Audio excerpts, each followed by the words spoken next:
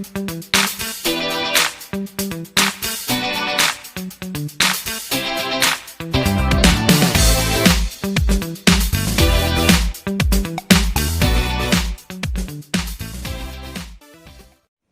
saya Mamaniko. Saya akan mempresentasikan materi tentang mengelola pengetahuan.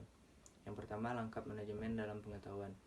Manajemen pengetahuan telah menjadi suatu tema yang penting pada banyak perusahaan dalam bisnis yang besar.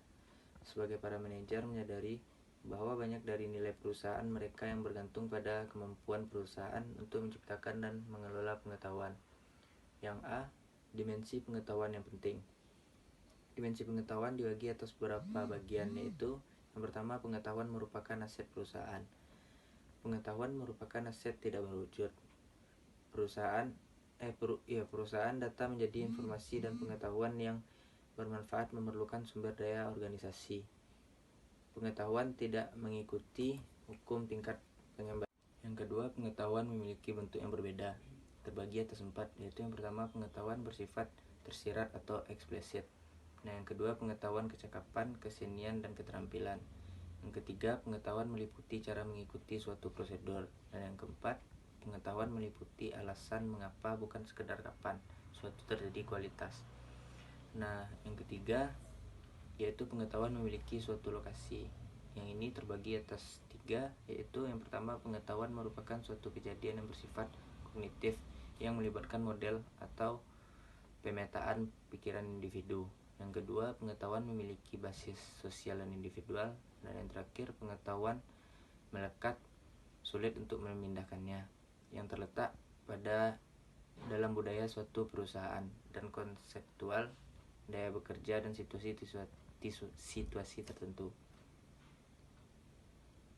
Selanjutnya, rantai nilai manajemen pengetahuan. Manajemen pengetahuan akan meningkatkan kemampuan dari organisasi untuk belajar dari lingkungannya untuk memadukan pengetahuan ke dalam proses bisnisnya.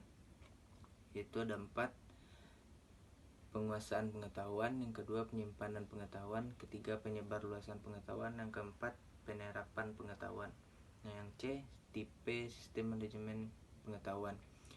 Tipe sistem manajemen pengetahuan ini ada 3 dari manajemen pengetahuan yang sangat penting, yaitu yang pertama, sistem manajemen pengetahuan keseluruhan perusahaan, yang kedua, sistem kerja pengetahuan, yang ketiga, teknik kecerdasan. Nah, sistem manajemen pengetahuan keseluruhan perusahaan, para manajer dan perusahaan harus menghadapi berbagai bentuk perusahaan. Dalam sistem manajemen pengetahuan perusahaan terdapat 3 kategori untuk yang dilakukan dalam mengelola berbagai pengetahuan tersebut.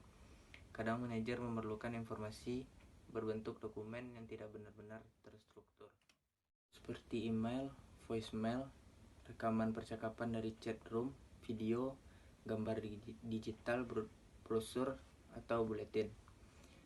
Sistem jaringan pengetahuan memiliki fungsi sebagai penghubung antara pasokan dan permintaan pengetahuan. Sistem jaringan pengetahuan memberikan direktori online mengenai para pakar bidang-bidang tertentu di perusahaan, menggunakan teknologi komunikasi untuk memudahkan karyawan dalam mencari pakar yang tepat. Adapun manajemen pengetahuan keseluruhan perusahaan dan berurusan dalam tiga jenis pengetahuan, yaitu yang pertama, sistem manajemen konten perusahaan. Para pebisnis saat ini perlu untuk mengatur dan mengelola aset pengetahuan terstruktur maupun semi terstruktur. Yang kedua, ada sistem jaringan pengetahuan.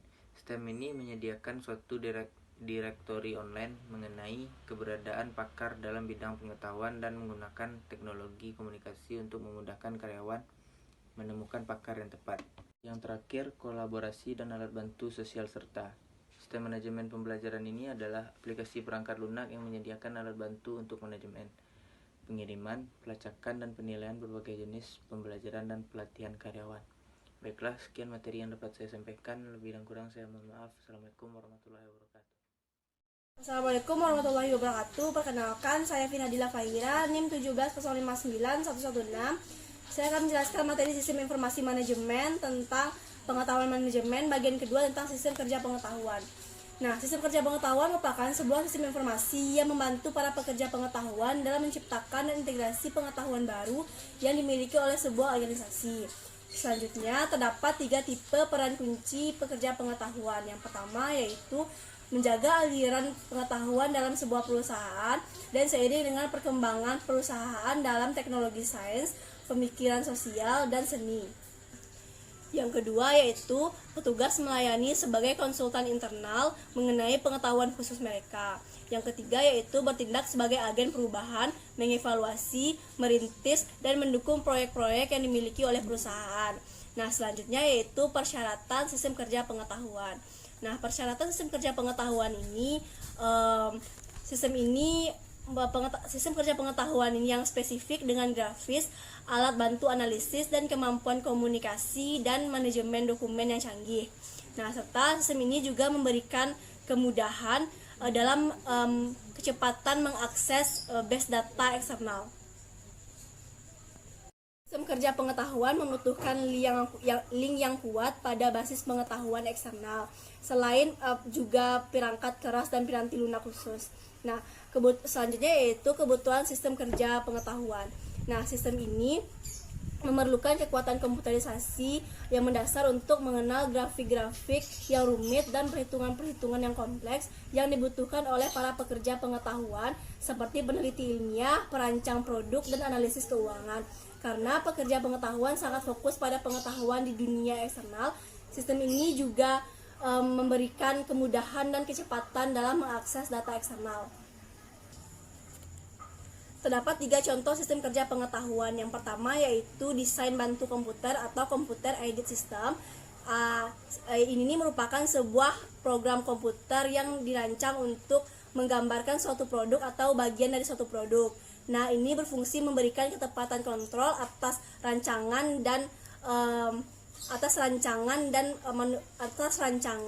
dan manufaktur industri bagi insinyur perancang dan manajer pabrik.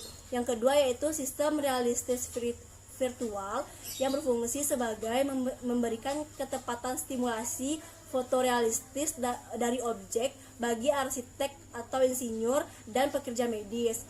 Yang ketiga yaitu workstation investasi. Nah, ini berfungsi sebagai PC berkualitas terbaik dalam sektor keuangan untuk menganalisis situasi perdagangan secara instan dan memfasilitasi manajemen portofolio. Assalamualaikum warahmatullahi wabarakatuh. Assalamualaikum warahmatullahi wabarakatuh. Perkenalkan, nama saya Agus Haryanto dari kelompok 8 yang akan menyampaikan tentang materi yaitu teknik-teknik kecerdasan. Teknik-teknik kecerdasan ini adalah sebuah kecerdasan buatan dan teknologi berbasis data yang memberikan sejumlah teknik cerdas yang dapat digunakan oleh berbagai organisasi untuk menangkap pengetahuan perorangan dan pengetahuan kolektif serta mengembangkan pengetahuan. Di mana itu teknik kecerdasan buatan ini terdiri dari sistem berbasis komputer yang berusaha untuk menyamai tingkah laku manusia. Di mana teknik-teknik kecerdasan ini terdiri dari beberapa. Yang pertama itu sistem pakar, di mana sistem pakar membuat model pengetahuan manusia menjadi serangkaian aturan yang secara kolektif disebut basis pengetahuan.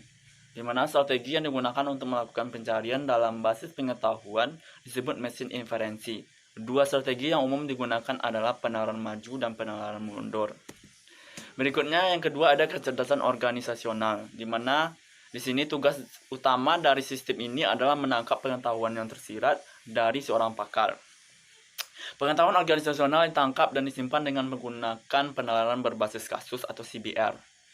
Berikutnya yang ketiga ada sistem logika fuzi, di mana sistem logika fuzi ini adalah teknik berbasis komputer yang dapat mempresentasikan ketidakpresisian seperti yang telah disebutkan dengan menciptakan aturan yang menggunakan nilai subjektif atau nilai yang mendekatinya. Yang keempat ada jaringan saraf tiruan, di mana sini digunakan untuk menyelesaikan masalah yang kompleks, sulit, dan dipahami, di mana sejumlah besar data tersebut telah dikumpulkan, serta jaringan saraf tiruan ini menggunakan perangkat keras dan perangkat lunak yang menyerupai pola pemrosesan dalam otak manusia. Yang berikutnya ada algoritma genetik, di mana di sini berguna untuk mendapatkan solusi optimal untuk masalah spesifik dengan memeriksa sejumlah besar kemungkinan solusi atau masalah yang tersebut. Berikutnya ada sistem alhibrida algoritma genetik, di mana di sini logika fuzzy, jaringan secara tiruan, dan sistem ahli yang telah disebutkan tadi dapat diintegrasikan atau disatukan menjadi sebuah aplikasi tunggal untuk mengambil manfaat dari fitur-fitur gabungan tersebut. Ini yang disebut dengan kecerdasan buatan hibrida atau hibrida all system. Yang terakhir ada agen intelijen, di mana di sini agen intelijen adalah pemrograman piranti lunak yang bekerja di latar belakang tanpa intervensi manusia secara langsung untuk menjalankan tugas-tugas yang spesifik, terulang, dan dapat menyeluruh. Baiklah, sekianlah penyampaian materi dari saya. Assalamualaikum warahmatullahi wabarakatuh.